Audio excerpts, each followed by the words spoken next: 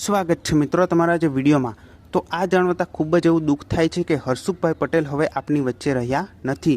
તેમનું દુઃખદ અવસાન થયેલું છે। તો ભગવાનને પ્રાર્થના કરીશ કે એમના દિવ્ય આત્માને શાંતિ આપે। અને હરસુખભાઈ પટેલના દુઃખદ અવસાનથી ગુજરાતી ફિલ્મ ઇન્ડસ્ટ્રીમાં ઘણી મોટી એવી ખોટ પડી છે। અને આને લઈને વિક્રમ ઠાકોરે પણ પોતાના ઇન્સ્ટાગ્રામના પેજમાં ટ્વીટ કરી છે। અને આને લઈને વિક્રમ ઠાકોરે પણ પોતાના ઇન્સ્ટાગ્રામના પેજમાં ટ્વીટ કરી છે। તો વિક્રમભાઈ ઠાકોરે લખ્યું છે કે મારા માથે આપ તૂટી પડ્યું છે, મોટા આમ થોડી જતું રહેવાય યાર। મને ફિલ્મ લાઇનનો રસ્તો બતાવનાર, મારી પ્રથમ ફિલ્મ એકવાર પીયુને મળવા આવજે ના નિર્માતા, નિર્દેશક અને મારી ઘણી બધી સુપરહિટ ફિલ્મો બનાવી મારા ઘરના સભ્ય તરીકે એક મોટા ભાઈ, ડગલે ને પગલે મને સલાહ આપી સાચી રાહ બતાવનાર મારા ભાઈ હરસુખભાઈ, જેમને હું મોટા તરીકે હંમેશા બોલાવતો, આજે આપણી વચ્ચે રહ્યા નથી। હું માની શકતો નથી।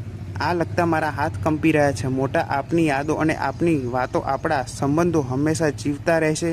ભગવાન આપના પવિત્ર આત્માને શાંતિ આપે એવી દિલથી પ્રાર્થના। ઓમ શાંતિ। શિવ મોટા।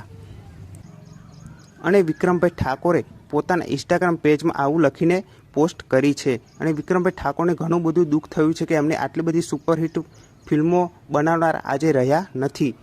તો હરસુખભાઈ પટેલે કઈ કઈ ગુજરાતી ફિલ્મો બનાવી હતી, કઈ ફિલ્મોમાં પ્રોડ્યુસર તરીકે કામ કર્યું હતું, કઈ ફિલ્મો ડાયરેક્ટ કરી હતી, એ તમને હું જણાવવાનો છું। તો સૌથી પહેલાં આપણે વાત કરીશું કે હરસુખભાઈ પટેલે આસિસ્ટન્ટ ડિરેક્ટર તરીકે પણ કામ કર્યું છે। તો એમની આસિસ્ટન્ટ ડિરેક્ટર તરીકે કઈ કઈ ફિલ્મો છે તો હું તમને જણાવવાનો છું। તો સૌથી પહેલાં એમની ગુજરાતી ફિલ્મ વિશે વાત કરી, જેનું નામ છે દેશ રે જોયા દાદા પરદેશ જોયા, જે 1998માં રિલીઝ થઈ હતી। અને તેમને આ ફિલ્મમાં આસિસ્ટન્ટ ડિરેક્ટર તરીકે કામ કર્યું હતું। બીજી ગુજરાતી ફિલ્મ હતી ગામમાં પિયર્યું ને ગામમાં સાસર્યું। તો આ ફિલ્મ 1999માં રિલીઝ કરવામાં આવી હતી, જેમાં ચીફ અસિસ્ટન્ટ તરીકે તેમણે કામ કર્યું હતું।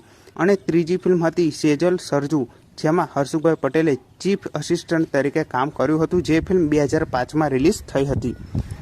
અને ચોથી ફિલ્મની વાત કરું, જેનું નામ છે મૈયરનો માંડવો પ્રીતનું પાનેતર। આ ફિલ્મ 2009માં રિલીઝ થઈ હતી અને હરસુખભાઈ પટેલે આ ફિલ્મમાં ચીફ અસિસ્ટન્ટ તરીકે કામ કર્યું હતું।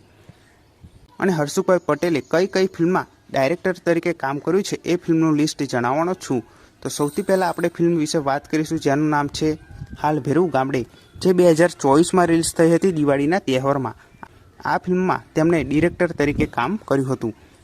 અને બીજી ફિલ્મ હતી જેનું નામ છે જિંદગી જીવી લે, જે 2023માં રિલીઝ કરવામાં આવી હતી, જેમાં હરસુખભાઈ પટેલે ડિરેક્ટર તરીકે કામ કર્યું હતું। ત્રીજી ફિલ્મ હતી કોણ પારકા કોણ પોતાના, જે ફિલ્મ 2022માં રિલીઝ કરવામાં આવી હતી।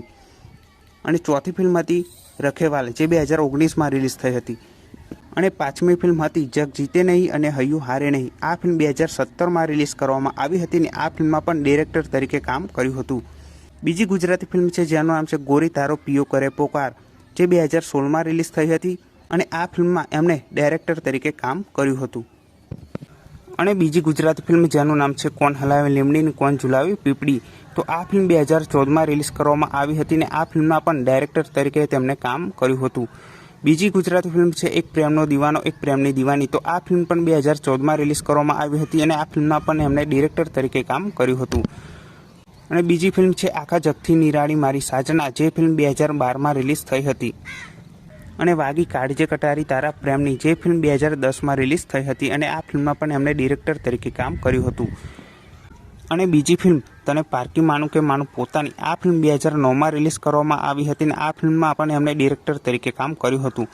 બીજી છે મેં તો ઓઢી ચુંદડી તારા નામની, પ્રેમ ગોરી તારો કેમ કરી ભૂલાય, સોગંદ છે મા બાપના અને એકવાર પીઓને મળવા આવજે। તો આ બધી ગુજરાતી ફિલ્મોમાં એમણે ડાયરેક્ટર તરીકે કામ કર્યું છે। અને હરસુખભાઈ પટેલે ડાયરેક્ટરની સાથે પ્રોડ્યુસરમાં પણ કામ કર્યું છે। અને તેમને કઈ કઈ ફિલ્મો જે પ્રોડ્યુસરમાં કામ કર્યું છે તે ફિલ્મોનો લિસ્ટ હું જણાવવાનો છું।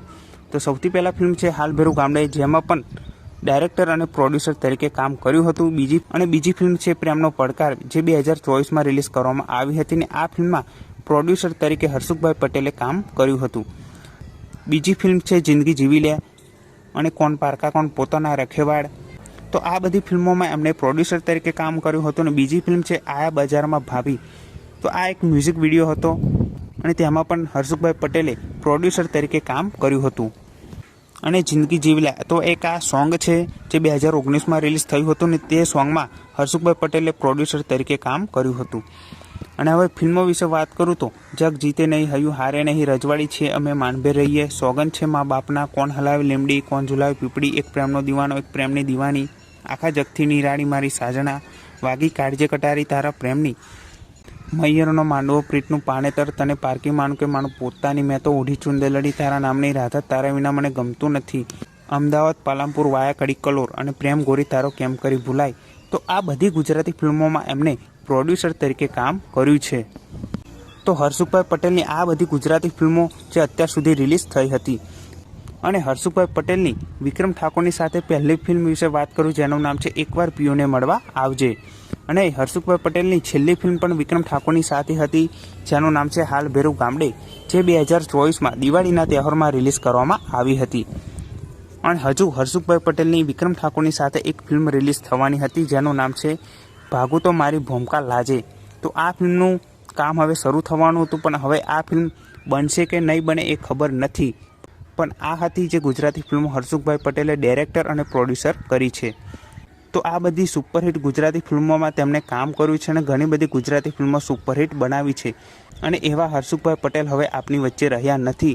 તો ગુજરાતી ફિલ્મ ઇન્ડસ્ટ્રીને ખૂબ મોટી ખોટ પડી છે. તો આ ખોટ ક્યારેય પૂરાવાની નથી. તો ભગવાન પાસે એટલી જ પ્રાર્થના કે હર્ષુભાઈ પટેલના દિવ્ય આત્માને શાંતિ આપે. તો આ વિડીયો ગમ્યો હોય તો વિડીયોને જરૂરથી લાઇક કરી દેજો. ચેનલ પર ન હોય તો ચેનલને જરૂરથી સબસ્ક્રાઈબ કરી દેજો.